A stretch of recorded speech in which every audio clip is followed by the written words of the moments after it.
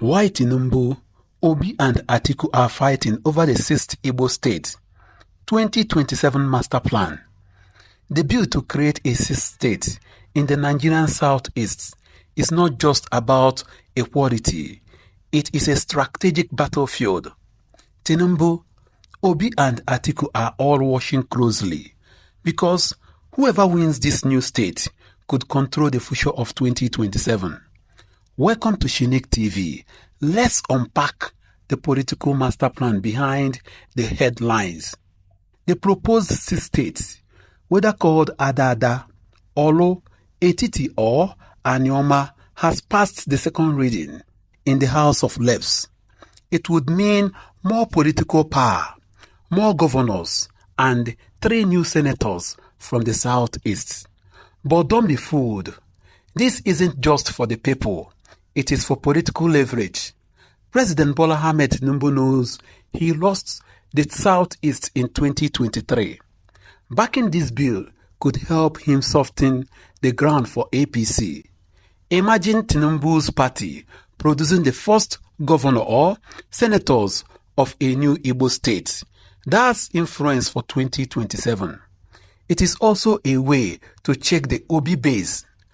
Obi stands to gain or lose, depending on where the state is created. If it emerges from Nsukka or Etiti, Obi's influence grows. But if it causes infighting within the southeast or creates new rivals, the Labour Party could be weakened. Obi must play it smart, support state creation, but keep the zone united. Atiku is not out of the race. He is quietly supporting anything that can divide Obi wave in the southeast. With PDP allies across the region, Atiku could insert himself into the process and use it to draw Igbo votes back to PDP. A new state could be a blessing, but it could also be a trap, depending on who controls the narrative. Power struggles will emerge. Which party dominates? Who gets the federal appointments? Which town becomes capital? This isn't just a bill, it is a political weapon. And Tinubu, Obi and Atiku are all armed and watching. What do you think? Is this justice for the Southeast or the opening move in the 2027 power game?